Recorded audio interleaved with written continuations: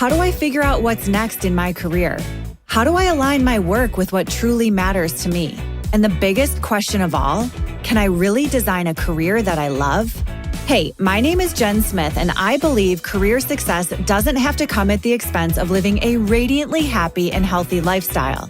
As a former HR leader and recruiter turned career coach, I've seen how traditional paths can leave people burned out or boxed in. And I know there's a better way, one that invites you to let go of outdated rules and outside expectations, one that evolves and supports meaningful growth over time. Whether you're feeling stuck, craving more clarity, or ready to expand within your current role and beyond, this show is for you. So grab your coffee or your kombucha, pull up a seat, and get ready to explore practical, modern strategies for building a meaningful, heart-based career. Because you deserve a long, radiantly happy, and healthy career. This is the Flourish Careers Podcast. Hello, and welcome back to the Flourish Careers Podcast. I'm Jen Smith, your host, and here we are with part 3 of our series all about LinkedIn. So I'm here with Michelle Schafer, and we've talked about limiting beliefs. We've talked about building out your profile, and now it's time to actually move the needle, how you show up, engage, use LinkedIn, and we're going to talk through some of the do's and don'ts of using LinkedIn. And this is from both of our experiences being on the platform, as well as being career coaches and helping others use the platform. So welcome back, Michelle. Thanks, Jen. Quick story. When I was a recruiter and I was working on filling a role, I came across a candidate on LinkedIn, but not because she applied to the job. It was because of her engagement with my posts on LinkedIn. So as a recruiter, we posted pretty regularly on LinkedIn, and I would share like articles or leadership posts or industry posts, and she regularly engaged with me on LinkedIn. Very, very thoughtful, very interesting comments. And then it came time where she was actually interested in a role that we had open at my company. And so she DM'd me, and I had already known her name and her face because she had engaged with my post, and she asked me for 15 minutes for an informational interview. And I was so happy to have an informational interview with her because I already saw that she was very thoughtful on what she commented, and it ended up opening a door to an opportunity at our company. So I just wanted to share that it really can be helpful to engage on LinkedIn. And there are, kind of do's and don'ts in doing that. So I thought that was a good story to share.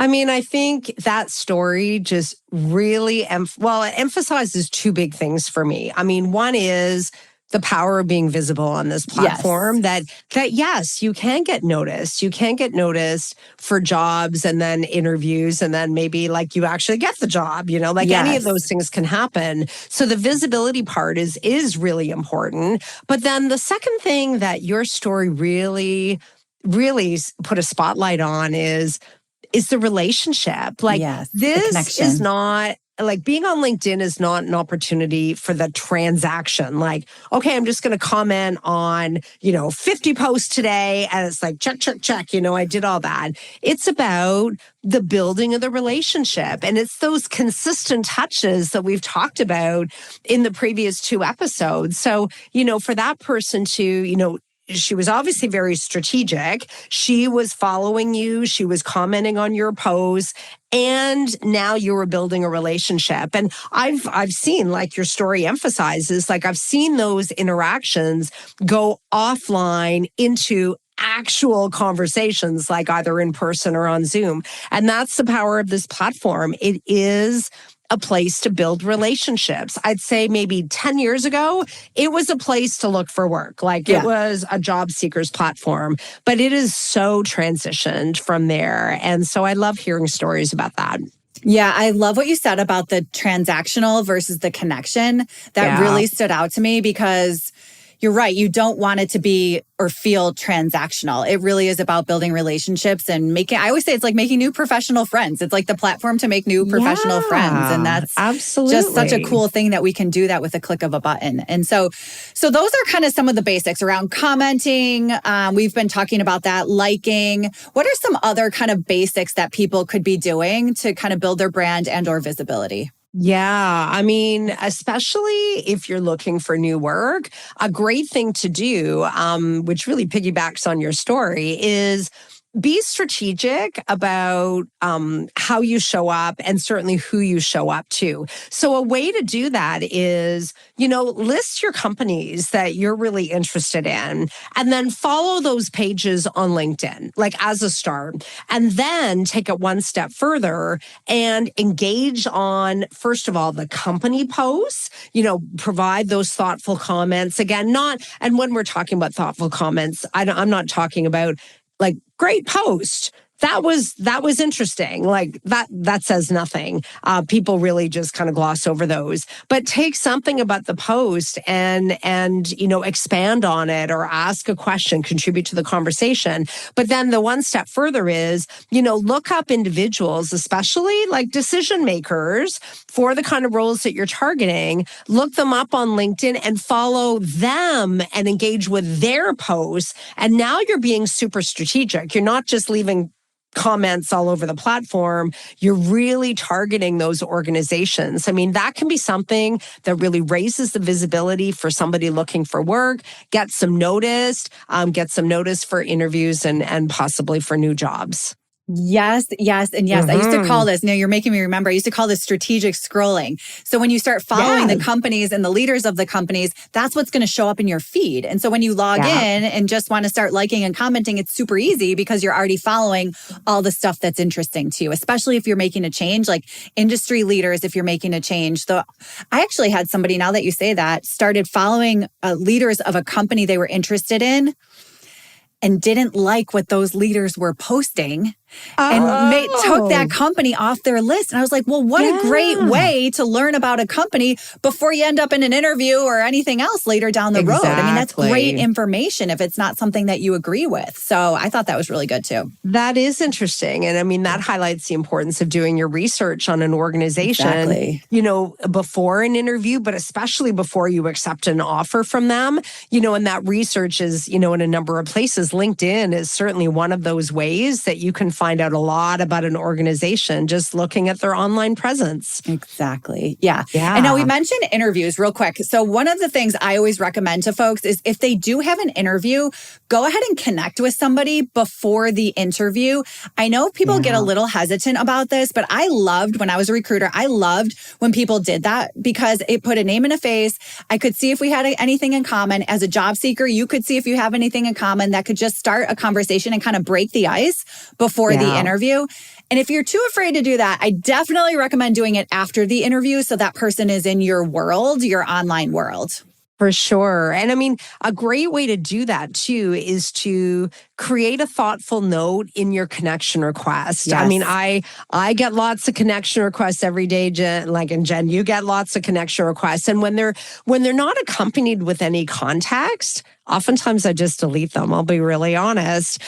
So when you're reaching out to individuals, then, create a note, if it's before the interview, you can say, I'm really excited to meet you. But after the interview, you can leverage that connection request as a way of thanking the individual. You can thank them for their time. You can cite something that they shared in the interview that was really interesting or valuable to you. It shows them that you're keen. You want to build that relationship. The key, of course, to those connections is stewarding that relationship. And what I see a lot of people do is they'll connect with somebody and then that's it. Then it doesn't go anywhere. So, if you're looking for new work and you've met with people along the way, maybe some people you've connected with and you've had informational interviews or real interviews, when you do land, tell them, share with them and keep them apprised of what's going on with you. And a great way to do that that's really subtle but can be valuable too is, let's say you read a blog post, or maybe it's a LinkedIn post, or maybe you read a book or listen to a podcast that you think this person might find a value. Share it with them. It's a great way to even just reconnect. Even if it's somebody you haven't talked to in a while, you can share that and say, know what? Like, I thought you might be interested in this, or this really related to our last conversation. Enjoy the read, enjoy the listen, and how's it going? What's going on with you? Those things are great ways to just keep that spark alive on LinkedIn. Yeah. And that's really what, building your network. And that can just be so valuable throughout your career, whether you're in a job search or not. And you mentioned something there about sharing, an article or something that maybe somebody sparked an idea for you and you're going to share that with them. The other thing that I think is a do for LinkedIn is acknowledging someone's idea or work. And I think it's like really underrated. So let's say like you're job searching and you're following some of the leaders and they share a story or a post or something. Let them know that it resonated with you. Let them know something very genuine about that. I think that goes a long way. Or give somebody a compliment on if someone posts a newsletter or an article on LinkedIn, like share a compliment about that. I think that can go a long way too. Oh, it really does. Yeah. I mean, who doesn't enjoy those gold stars, yeah, right? Right. Like those, it's memorable. Something I've done has been meaningful for somebody else. And you can do that too. Like if you see a post and you want to reshare it, as opposed to just simply resharing it, because you can do that. There are those two options on LinkedIn. It's either like repost or repost with thoughts. Yes. And I find when you repost with thoughts, it's a way, first of all, for you to place your comments on what that person has shared, but then you can tag that person and just, you say, thank you for the share, or, oh, thank you for bringing this to everybody's attention, or any of those things. Also gives credit to the person, the originator, but also, shows them that, hey, this is something that was really meaningful and was certainly worth sharing with the rest of your network. Yes. And that goes back to, I think in our first episode that we talked about was like the content creation. So if you're too nervous to create your own content, another great thing you can do here is share other people's content that resonates with you. So that's just another way to kind of build your network and your connections and your visibility. So. Absolutely. Yeah. And especially when you're commenting, when you let people know what it is specifically about their posts, like that way it's just a good signal to them that I did something that really hit with somebody today, and that's going to be meaningful for them. Goes a long way for sure. Yeah. Okay. Let's talk about direct messaging. So how do you get to somebody through DMs without feeling salesy or without it feeling cold or anything like that? Because people get really nervous to do this. So I know. Yeah. I mean, I see this especially when individuals are wanting to connect with somebody, to have like an informational interview, like to learn about their organization or learn about their career path or any of those things. So I find the best way to reach out is, to first of all, ask permission and to have some kind of call to action so that they know why you're reaching out. But, to start the message, if you do have something in common, maybe you went to the same school or something like that, use that in your message. But you can also, even say something like, I'm really interested in getting into accounting, for example, and I would love to hear from you, like just how you got started and what courses you took. Like, would you be open to a 15 or 20 minute conversation virtually or in person for me to ask you some questions about that? That way you're asking permission. It's clear why you're reaching out. It's a warm, thoughtful note. You're not demanding. You're not assuming that they will say yes.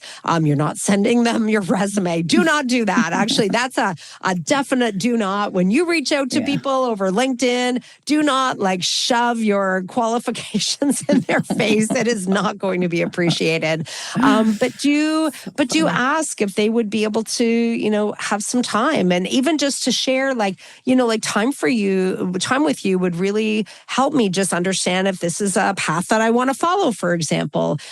Any of those things, it doesn't assume that the person will say yes. It is very respectful of that person's time. It's giving them an option to say no if the answer is no, sorry, I can't help.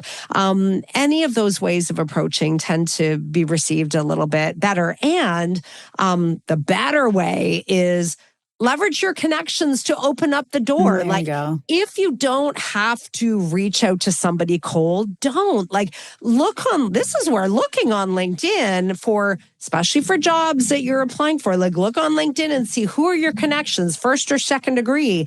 Use those individuals to open up the door with the other, as opposed to you reaching out cold. It tends to go over way better. And if you have a mutual connection, I can't underestimate the power of the second degree connections enough. It's a lot of people don't think about them, and they're so useful and powerful. When somebody else can open up the door for you, they are more likely to speak to you than if you approach them and they have no idea who you are. Yeah, I think that is so important.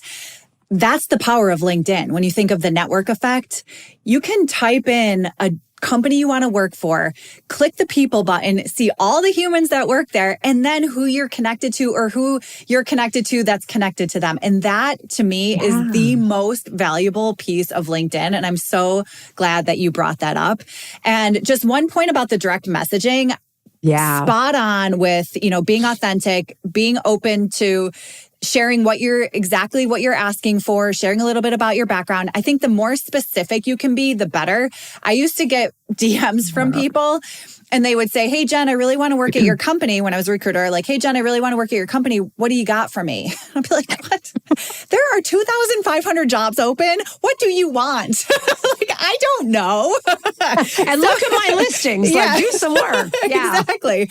So, and that was very real. That happened a lot. So even if you want to ask about a specific job, you could put the title, the number, if there's a job ID number, just make it as easy as possible for that person to say yes and know how to respond to you. So just some more food for thought. Well, and another trick on LinkedIn, I just found out about this one actually just the other day through somebody else's post about this feature. So that's kind of fun. Ooh. But if you put in the combination of hiring and whatever the title is, you will find out on LinkedIn all the different organizations that are hiring. Yeah. I go back to the project manager or whatever it is, right? Relationship manager, fundraiser, any of those things. Put in hiring and the title, and you will get an instant, a view of who's hiring. So then you take all of those strategies I'm going to follow that company page. Oh, I'm going to engage with that person's content. Oh, now I know who I can reach out to. And, as we're talking about the connections, when you type in the search bar the company name, you're right, it will populate all the people that work there that are on LinkedIn. The neat thing about LinkedIn is it triages your connections, so it lists all of your first degree connections first. They're the ones that are the best ones to reach out to, but then the second degree connections are next, the third degree connections are after that, and you can click on the button first degree, second degree, third degree, and it just really makes it so much easier. And I really do recommend that people leverage LinkedIn when they're applying for jobs. For every job you apply for, type that company name into the search bar on LinkedIn, see who comes up. And if you have first or second degree connections, do reach out and get your resume into the right hands. I have seen it where somebody was rejected for a job online, but then when they engaged their network, they found they knew somebody that was able to connect them, and they got interviews for the same job that they were rejected for because they used that trick on LinkedIn. So LinkedIn makes it easy, and it takes 15 seconds to type the company name and identify all of those people. Leverage those connections. You don't have to reach out cold when you have individuals that you're already connected to. This really is the power of LinkedIn. I have one more story that I have to share because it's related to this. So I was working with a gentleman, and he was in an interview process for a pretty big company. And all of a sudden, there was nothing. He was moving along in the interview. He was highly qualified. I just knew he was going to get this job. And then all of a sudden, he's not hearing anything from the recruiter, dead silence, completely ghosted. I was like, something weird happened here. I'm like, why don't you see if you can find the hiring manager on LinkedIn and reach out to them and just see if you can get some feedback or what's going on. He hadn't yet met with the hiring manager. It was multiple other interviews first. So found the hiring manager on LinkedIn. The hiring manager's like, "Oh my gosh, we need to talk. That recruiter left the company never transitioned the roles to anybody or was in the process of getting transitioned or got lost or something. So he had an interview with the hiring manager and got the job. So, I mean, that's how powerful LinkedIn can really be. And so I have these conversations with folks all the time because it is just super, super powerful. So it is. Absolutely. Oh my goodness. Yeah. So good. Okay. Let's talk about the open to work. And so there are open to work posts that I've seen really good and seen really bad. And then we also have the green banner that's been controversial in the past. So let's just talk about this for a minute. All right. So, thinking of those like, I'm looking for new work posts, or what some people will do is they'll post it right when they were let go, and they want to alert their network. So, the best way to maximize your post and make sure that it gets noticed by people, that people can take action, is to be specific. Like, be specific, not just about the fact that you're looking for work, not even just the fact that you're looking for these kind of roles, but use this as an opportunity to showcase your value. Talk about the problems that you solve, the projects that you lead. Talk about what you're known for. Talk about what makes you unique. Talk about your value as well as the specific opportunities. Now you can get your network to work for you because you're being specific and you know what it is that you need and that you want. So don't be vague with these posts. Those posts usually don't go anywhere. Yeah, people will share them with their network just as a way of like raising the visibility of the person. But if I can't tell instantly from the time that I read it, what it is that you're looking for, what it is that you need, or even the kind of companies that you want to work for, I mean, that's important to put in there too. Then it's kind of wasted effort. What I also see people doing, and this is not a good look, do not throw your employer under the bus when you write these posts. Like, some people write them too fast, literally on the day that they've been let go and restructured from the organization. And they use this as a soapbox opportunity to talk about how they've been wronged somehow by being like that is not going to help you. It really is a bad look, and recruiters and hiring managers will not touch you. So if you are going to write something very soon after a job loss, be positive. I've seen people like thank their previous employer for the opportunities that they've been given. You can really make this a very positive post. So do all of those things. And the open to work banner, I mean, it really is a personal choice. There's lots of posts about that. I'm sure you've seen a lot of them too. If you do decide to use it, yes, it will give you visibility that you are looking for work. Will it leave you open possibly to some recruitment scams? Of course. I mean, that is going to happen. That is something that just happens on the platform these days. But some people don't feel comfortable using it, and that's okay. One of the things that I'll say is it does not make you seem desperate if you put it on, if you put the green banner on. You're not desperate. You're just showing that you're looking for work, and that's not a bad thing. Yeah, I agree. It's just a personal preference. So don't overthink it. If you think it's going to help, put it up. If you don't want to put it up, don't put it up. It's totally fine either way. And I love what you said about the open to work post. And the big don't there is not being negative, not throwing anybody under the bus, and just showcasing who you are and what you do and what you're looking for. People are going to want to help you. They just need to know how to help you. So as soon as they know how to help you and you can put it in a post simply like that, they will help. So, so I think that's really important. Exactly. And so what are some other don'ts that you've seen on LinkedIn that you want to share with people? Yeah, I mean, like while we're on the track of not being negative about your employer, I would say not being negative in general. Like, I mean, I've seen some posts from some job seekers who are like complain bitterly about like this system is broken and recruiters don't know what they're talking about. Nobody gets back to me. Again, that's not a good look. And I mean, in today's market, recruiters are overwhelmed. Hiring managers are overwhelmed. Like upwards of 1,000 people are applying for the same jobs. The process is taking longer. So yes, of course, they're not able to get back to you. And it might take longer to even hear about an interview, or maybe you don't hear about one at all. Yeah. That happens too. But going online and publicly complaining is just like, it's just not good. Like if you apply for a job and even if you're qualified, again, back to visibility, recruiters and hiring managers will check you out on LinkedIn. And if they look at a history and they just see rants like left, right, and center, do you think you're going to get an interview?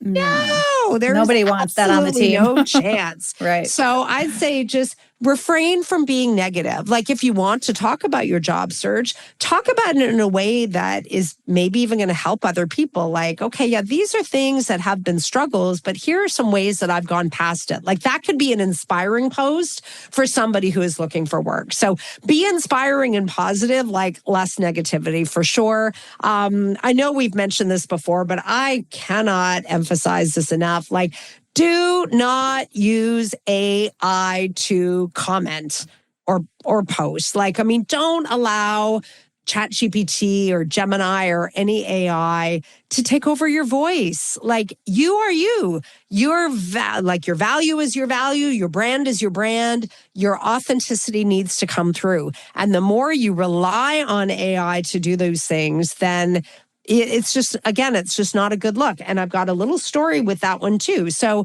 there is somebody that I follow on LinkedIn, and this individual follows me. And we play in the same coaching space. And I have noticed that the comments are generated by AI through use of a virtual assistant. And it's so obvious. It's like, there's nothing human about this. And so guess what? I've stopped engaging. And if this individual leaves a comment, again, AI generated on my post, I'm responding back with a question. Oh, what was it about that was really interesting? Guess what? I never hear back. There's no engagement back. So that's just a caution for people that, yes, you want to increase your visibility, and you might think that, oh, AI is going to save me a ton of time. And of course, yeah, it's going to provide all kinds of shortcuts, but it is not going to enhance your brand. In fact, it's going to hurt your brand. Like these comments are hurting the brand of this individual that I have followed. It will hurt you as a job seeker. It will hurt you even within your organization. Like you want to make sure that the real you is coming across. Yeah, that authenticity is just so key in today's world. Before we hit record, we were like, the AI slop is there for a reason, because it's all just the sameness over and over again. And there's no energy in it. Like you can tell there's no energy behind it. And so I think that that's a major don't. So we've covered a lot on engaging on LinkedIn. Now, Michelle, my last question is another one that I get all the time. And this is about LinkedIn Premium. So LinkedIn Premium is expensive. So it's $30 to $40 a month. And so my question to you is, what are your thoughts? Is it worth it? Yeah, that's a really tricky one because, certainly LinkedIn Premium does offer benefits, especially to job seekers, that the free version does not. The big differentiators are with Premium. Well, first of all, with Premium, you can actually get access to the whole entire suite of like 16,000 LinkedIn learning courses, which is great if you're looking to upskill. So that might be a huge benefit, actually, if you are looking for new work or furthering your career, of course. But the other differentiators are you can reach out to people directly, even if they're not in your network. So as you're wanting like informational interviews and you're doing a lot of outreach as a job seeker, it might be helpful to allow you to reach other individuals. The other thing that Premium gives you is the ability to see all of the people who have looked at your profile. And this is something that can be very beneficial when you're looking for new work, because it allows you to then reach out to that person and say, oh, I'm just curious what you found of interest in my profile. Like you can really gently inquire. So Premium gives you access to those things, but it is expensive. So, I do say, think about it. It has to do with your budget.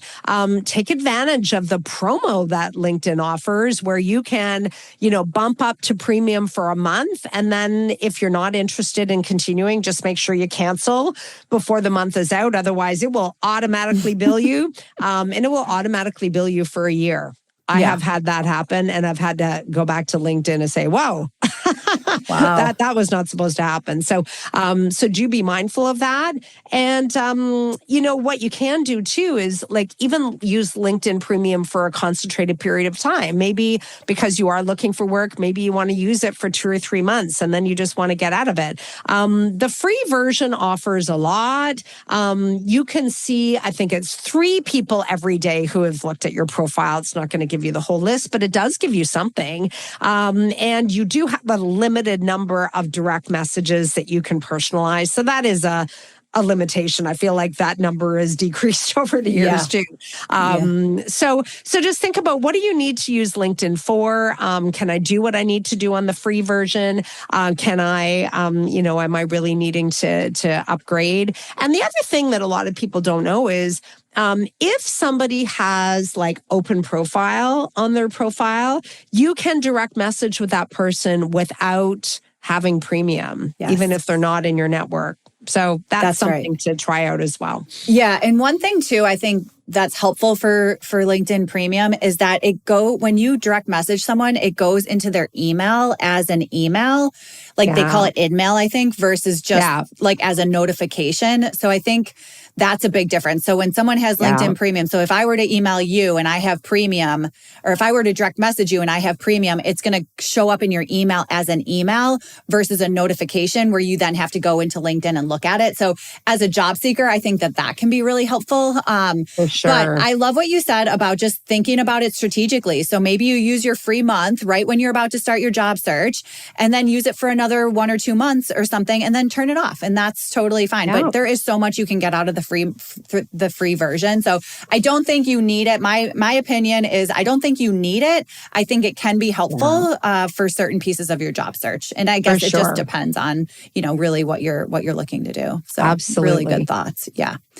Excellent. Well, Michelle, we have covered so much ground across this mini series: the fears, the limitations, the profile building, the engagement, the do's and don'ts. So if someone's walking away from maybe just 1 or 2 things from this series, what would you want the takeaways to be? For sure. I would say number 1 is, do be on LinkedIn. I mean, if you're listening in and you're wondering, is LinkedIn for me? Do I really need to be on the platform? I strongly encourage it, because it is going to allow you to get found by recruiters. Like, people get found on LinkedIn every day for jobs that they didn't even know exist. So you want to be part of those conversations and maximize those opportunities. That's number 1. Number 2 is, don't be discouraged by LinkedIn, meaning if you're deciding that you're going to take some big, bold, courageous steps and comment, maybe even post, like share some things, and, you post something once and you realize, like, nobody's looking at it, don't be discouraged. It takes a little bit of time to build that visibility over LinkedIn. It does not happen with one post. It does not happen overnight. So think of it as consistent light touches is going to get you a lot farther than one post and then nothing, and then another post and then nothing for a few months. So stay with it. It will happen. You will get some traction. And, it really is the long game. LinkedIn is a strategy to complement all of your other efforts, as you're looking for work and you're developing your career. It is one tool. It's not the only tool, but do use it strategically and stay in it. You'll probably realize that it was worth it. Yes. And that consistent light touch makes it feel doable. So I'm really grateful that you shared that guidance. I think that we all can just kind of take a breath and know that the consistent light touches will help us in our career, no matter what stage of career we're in. So yeah, for sure. Michelle, this has been such a delight. You are a wealth of knowledge. Thank you so much. Where can people find you and work with you and connect with you other than LinkedIn? Other than LinkedIn. Yes. And when you connect with me over LinkedIn, do send a message. I'll say that to all the listeners too. So you can find me on my website, mschafercoaching.ca, where you'll find information about my programs and services. Also, a book that I've written that you can access a free chapter for and order the whole book. It is on Amazon. It's called Cultivating Career Growth, Navigating Transitions with Purpose. I do do address LinkedIn in my book as a way of building your personal brand. And so if you're looking for new work or developing your career, this book could be a great resource for you. Excellent. And we will make sure that all of those links are in the show notes.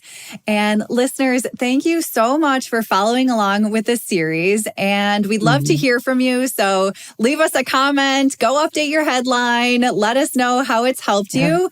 And if you have any questions about LinkedIn, we would both be more than happy to help with that as well. So reach out, ask the questions. We're here to help. Thank you so much for tuning in. And as always, the notes from today's episode will be on the blog at flourish.careers/blog.